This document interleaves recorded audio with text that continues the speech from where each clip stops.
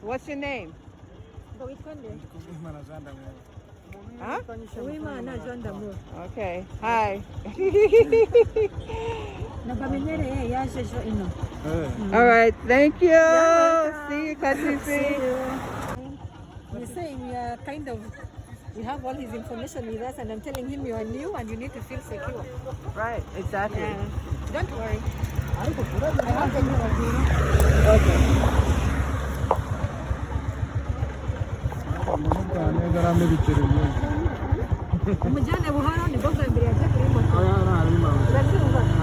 Be well, I'm telling him the first time on the phone. Yeah. Okay. Thank you.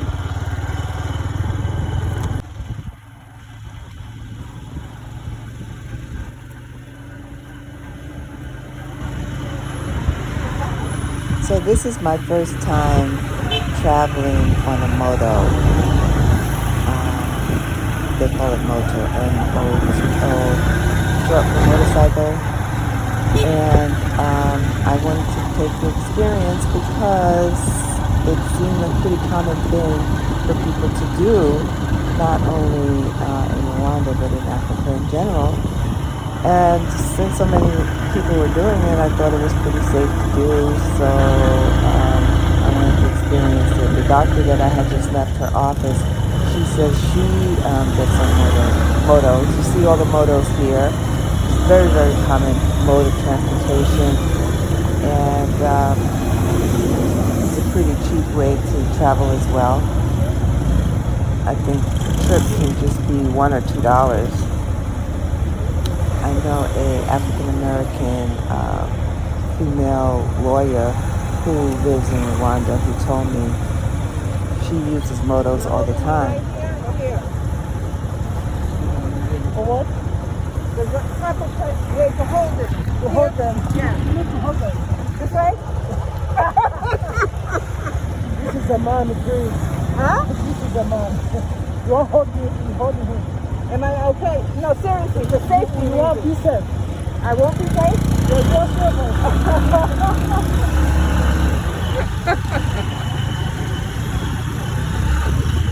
I was just asking someone how to hold the driver on the moto. I wanted to be appropriate in how I held him, but I wanted to be safe. I was holding him around the waist, but I think I was. Sometimes just holding on to his back. People get pretty comfortable, I guess, with riding with someone they don't know. I didn't feel very uncomfortable. I just wanted to do the socially right thing in this case and be safe, you know what I mean? So anyway, so this particular driver does not speak English, and so after a while I started to get concerned because he kept driving, not talking to me because we can't communicate, but we speak two different languages. And the sun is going down, it's getting darker and darker. I don't know quite the way to get home.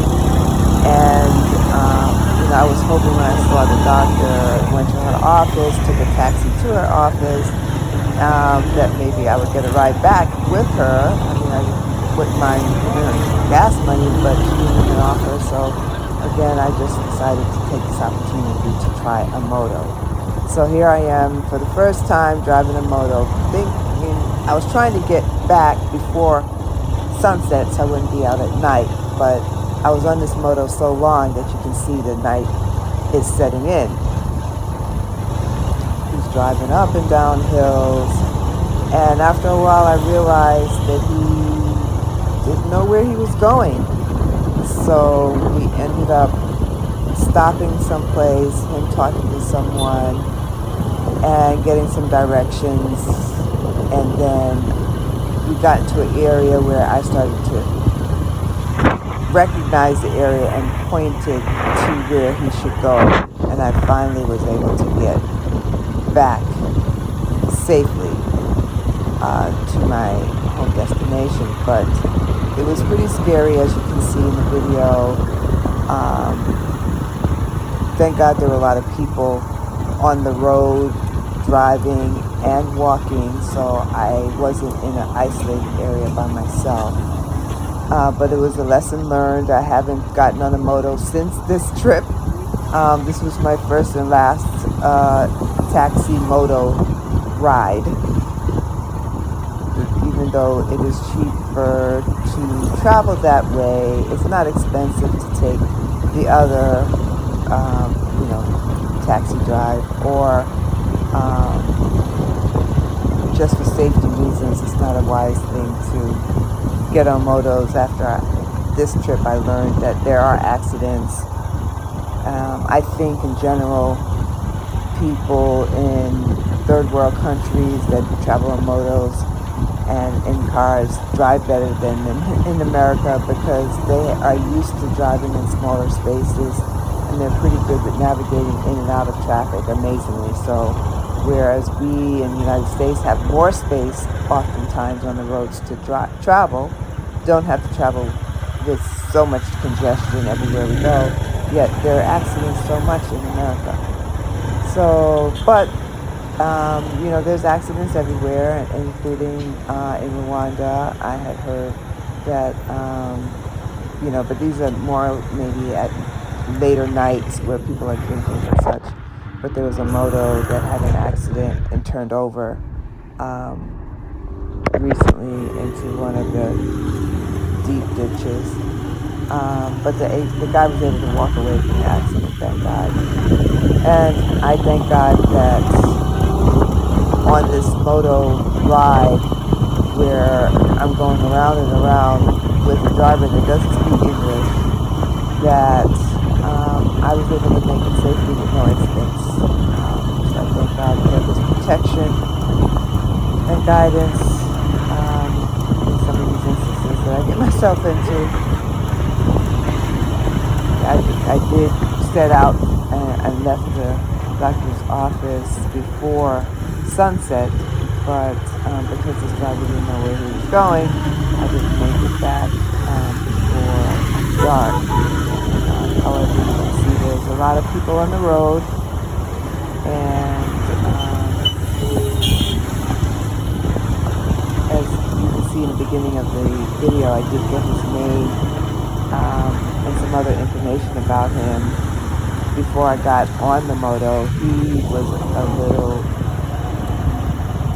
put back by my asking so many questions, but coming from the States, you have to be so careful is what I've learned, and it's good for people to know who you're with, where you're going, and don't make assumptions that everybody is trustworthy or safe to be with. So I wanted him to know that I knew his information before I got on his motor, just in case anything happened, but thank God again, nothing untoward happened.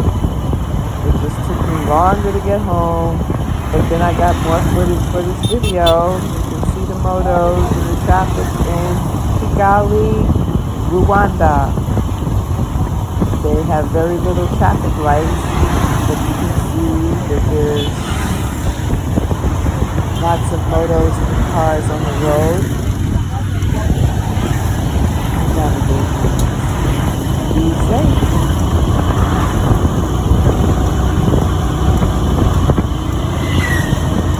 God protected me on this trip, and I decided during this trip that I would not do this again unless I really, really had to. If I had to, I would try to get an English-speaking driver for sure.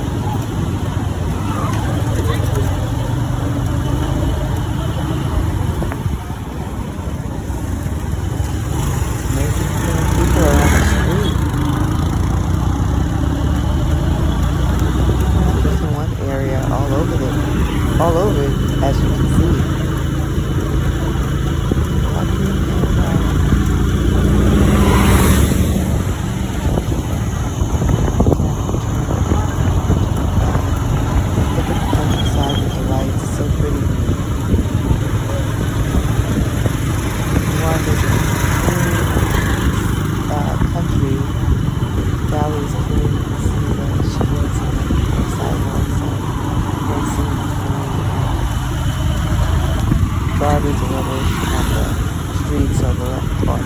sidewalks. I see several people running at night. I don't know if they're running for exercise or running just to get home quicker. Rwanda is very hilly, so the people who don't have motorized bikes, but regular type bikes, manual bikes, sometimes they have to get off their bike and walk their bike up the hill.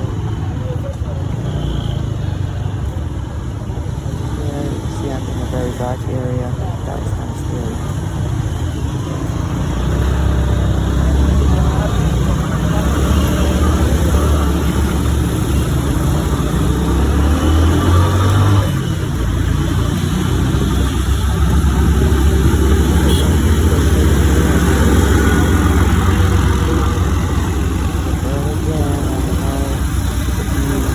Recognize this area before in the video, but it seems to me that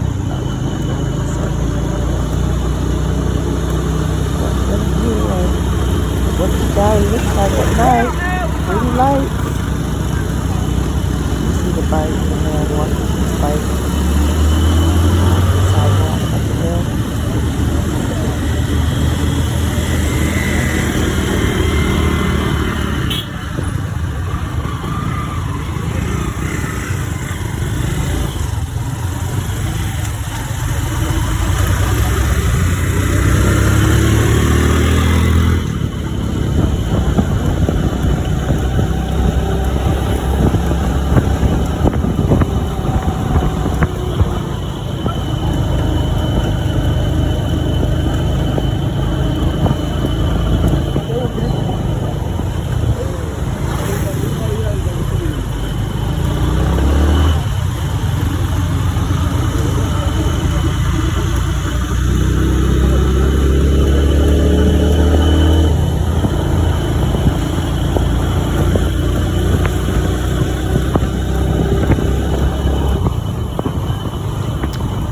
Using a GPS, so I don't know how he thought to find his address, because apparently after the fact he realized he didn't know where he was going.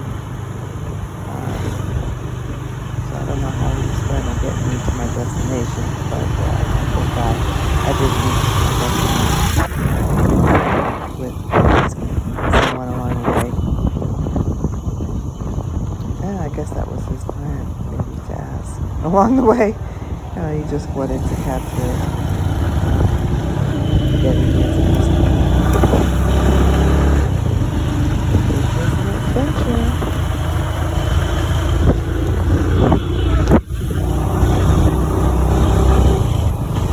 Kigali at night.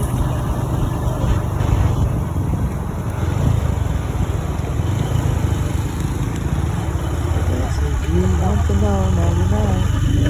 Kigali looks like it.